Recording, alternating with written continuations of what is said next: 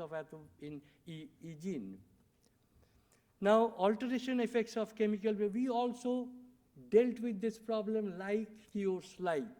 We have, in brief, studied this arsenicum album against arsenic toxicity, Merck solubilis against genotoxic effects of mercury chloride, STAM like this, cadmium sulfate against the. So we wanted to show that this dictum is also true. This anything like cures like, there is a basis. Now, we have again used so many parameters of study, and these are all pertinent parameters. These are biotoxic markers somewhere, and these are very specifically altered by the homeopathic drugs.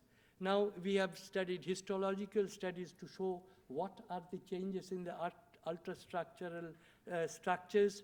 We have used so many microscopic, optical compounds, scanning electric, transmission electric, high resolution TEM, confocal microscopic, atomic force microscopic in our studies.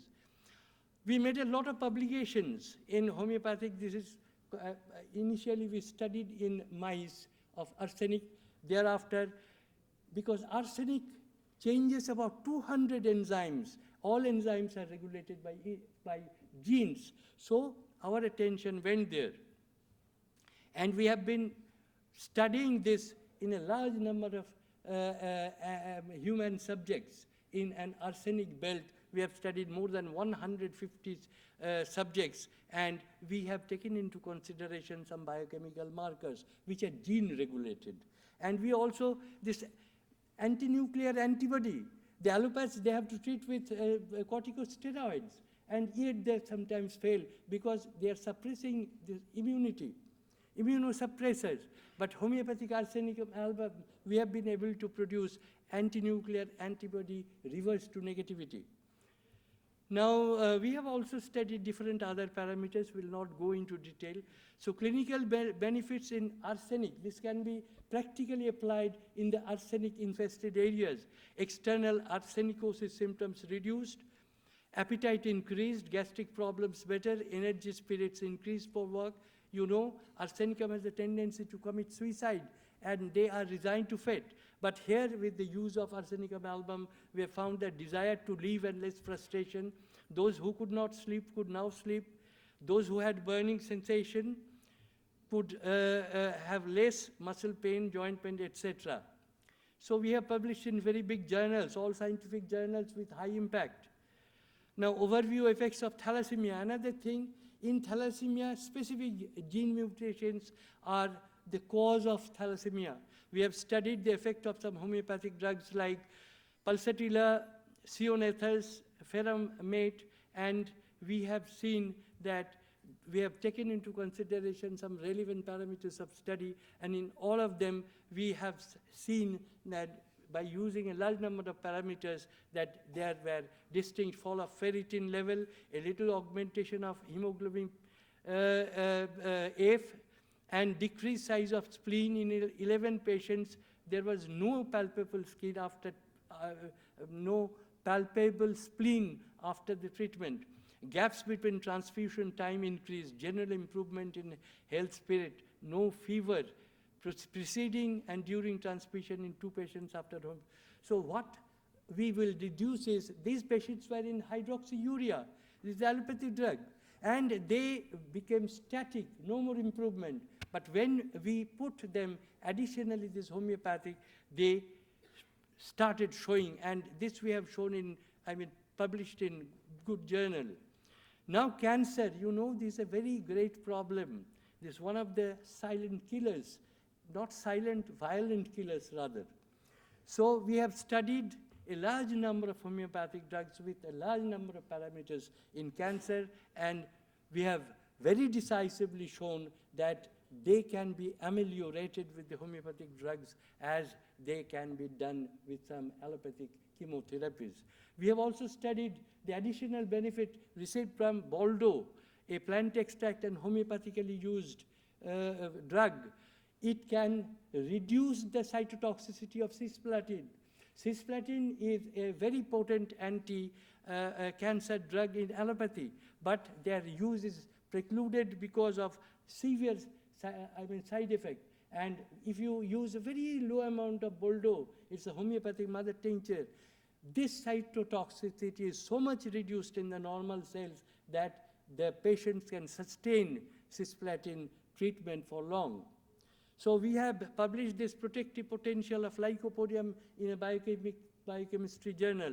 Now, in skin cancer, this is a model where we could show that externally the skin cancers are abated with homeopathic drug, sickle core. At the same time, internally, they can be shown with so many experiments. There's chromosomal data, cytogenetical data, and we have chalked out the pathway of signal transductions, how the signals were modulated during the treatment of sickle core, and we could track down and make the pathway of how it could cure the papilloma.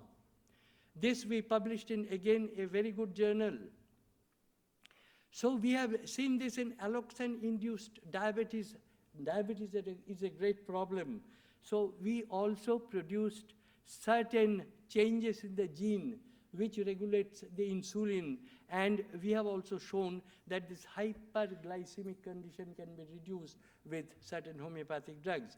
We have used again this ROS, and we have multiple this modern day techniques we have used to show that this is efficacious. There are several drugs which tested which are claimed to have anti-diabetic effects in homeopathy, and they are really showing anti-diabetic efficacy. So this we have published in very good journals. Now, the paradigm shift recently happened when some people from IIT and other places, they observed some nanoparticles in the high dilutions. They could not know what is the significance of this. Now, we made the link between our studies and theirs by showing that, yes, nanoparticles of the homeopathic drugs which we produced and showed to have different effects now could be linked up with the presence of these nanoparticles. And we have published in so many journals. Now, I was telling about not only did we work on this, but we also used different physicochemically characterization methods to study the differences between the homeopathic drugs, whether they could be established. We studied by FTIR. This is different kinds of NMRs, AFA, CD, circular dichroism, DEPT, COSY. These are forms of NMR, DLS, dynamic light scattering, XRD, X-ray diffraction, then TAME, SAME. We produce nano encapsulation, and we have shown, and we use blank nano to show that blank nano does not have any efficacy, but when the drug filled or loaded nano we produce, they are showing great effects. So we have studied through a large number of parameters which are acceptable to the scientific community. Now, these are some of the figures. Here I have shown how they are going to the blood, crossing through the blood-brain barrier. These are the FITC tagged ones, and you could very clearly see the nanoparticles inside. Then we have used this circular dichroism spectroscopy to show that there are differences. Likewise, we have shown that in case of difference, in mitochondria pathway, we have shown how they are coming out, this cytochrome C gene activity, a large number of them. So significance of the study in brief, drugs with equal, more stronger effect. This is what we say. This 30C, or when we use higher dilution, they're more efficacious. Mother tincture in relation to mother tinctures or as compared to mother tinctures. So this is in regard to the homeopathic effects. We have published this in very good journals, large number of them. Now here, nano precipitation, homeopathic mother tinctures also has the property to produce nano precipitation of some salts. If you use them, say silver nitrate, they will precipitate nanoparticles of silver. But different mother tinctures have differential abilities to produce the nanoprecipitation, and they are very different. The nanoparticles are different not only in their structures, but they are showing their physicochemical properties different, and also biological action different. If we increase the nanoparticle strength, there is less. If you increase more amount of nanoparticles, they will show lesser activity in terms of various actions. And that is one of the dictums of homeopathy. You use less, you get more stronger effects. So this is, we have published in Colloids and Surface. This is a great journal.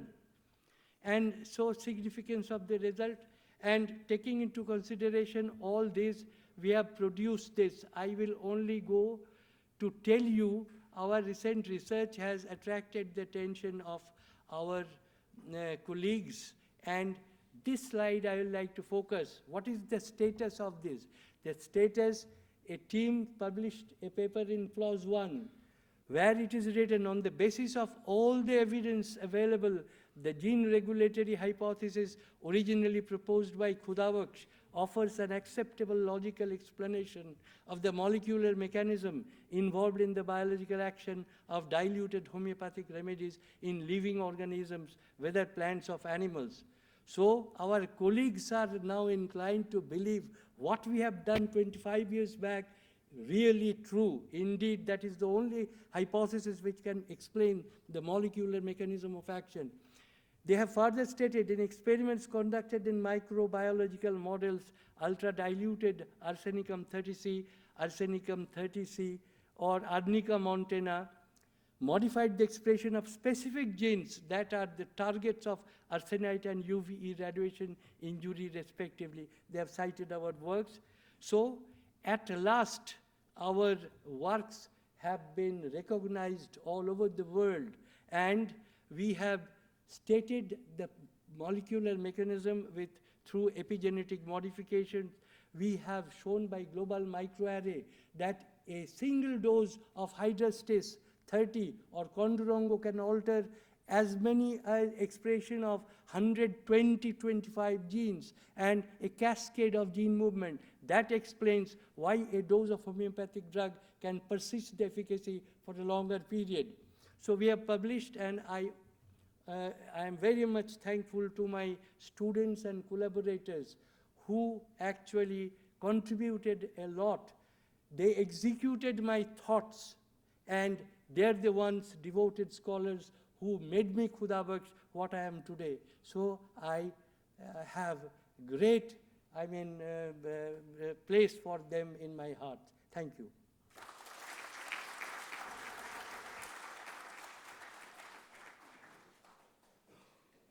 So I think I have finished, but I can answer one or two questions. Yeah, because I had to hurry up. I was supposed to have 15 minutes more. Unfortunately, I could not have.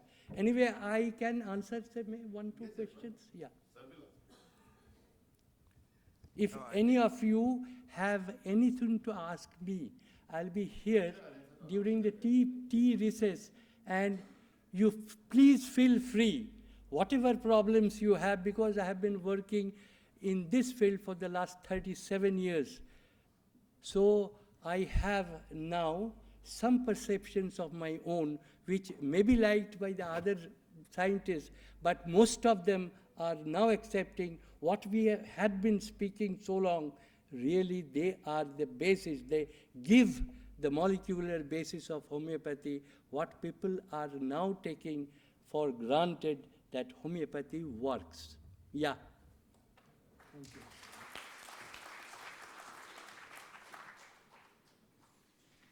Sir? Will you please stand up and introduce yourself and then ask question?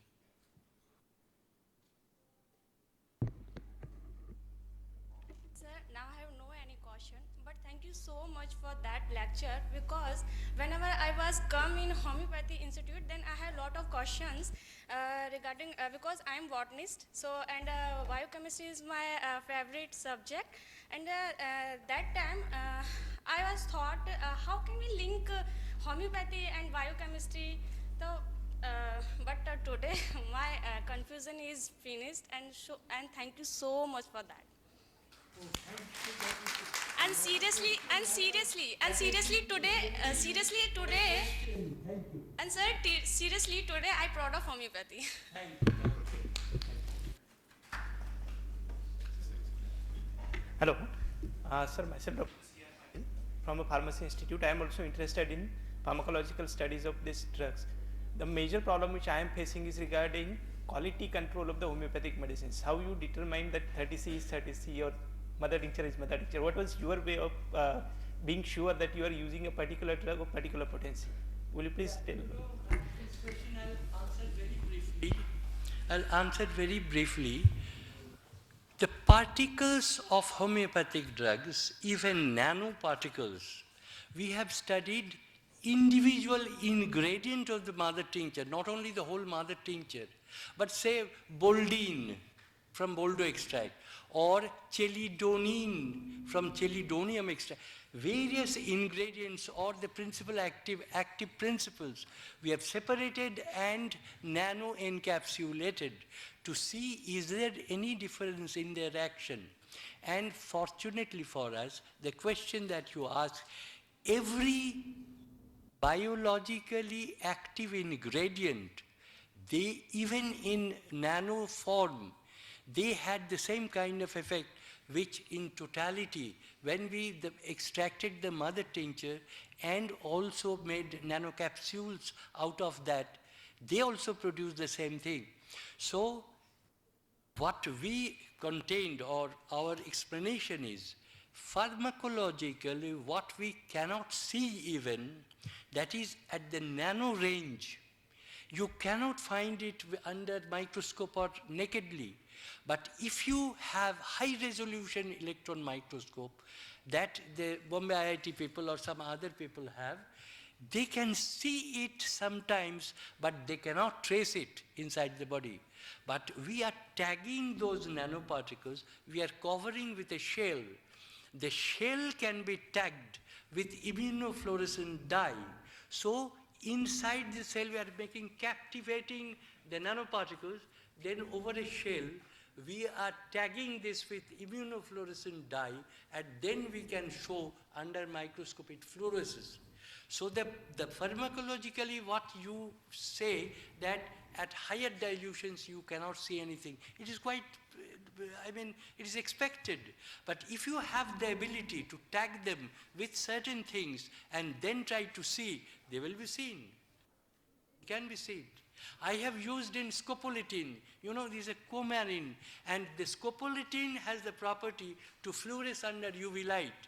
So if we can see them under UV microscope, even smaller and some smaller particles can be fluoresced and can be found. So there is no basis that homeopathy drugs have nothing. No, they have particulate forms, and in terms of the nanoparticles. Thank you, sir. Sir, excuse me. I'm Dr. Ashok Sharma. I think I will be available there. They need some time and space for the Honorable Minister. He will be coming soon. So we must leave here, okay? And I will be here. You can come and ask me. Thank you very much.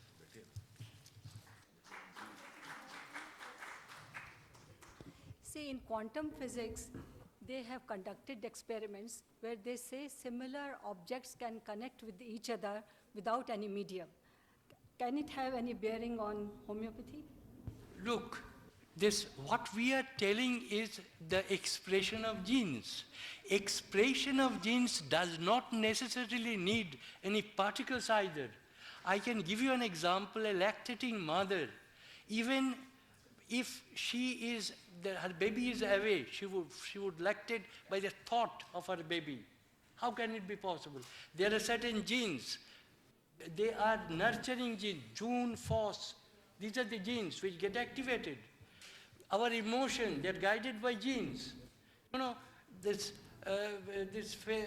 transporter genes, or this melancholia gene, the genes.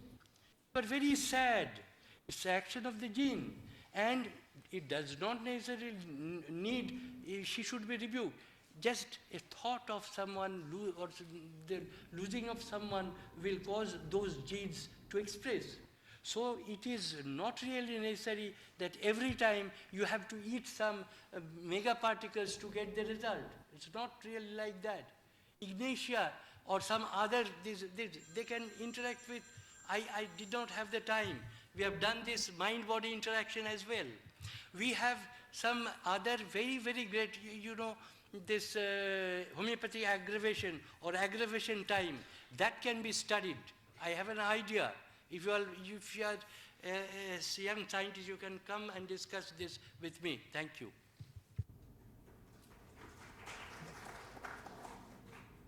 Yeah, thank you, Dr.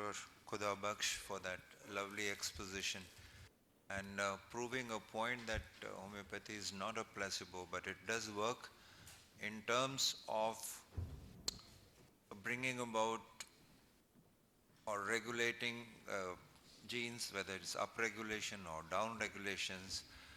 The only problem that I've probably see is in day-to-day practice of research in homeopathy is that people don't tend to prove what they say. There are ways of proving your thoughts, your actions. Whatever you do, whatever ailment you treat with a particular drug, there is always a way to prove that it is effective.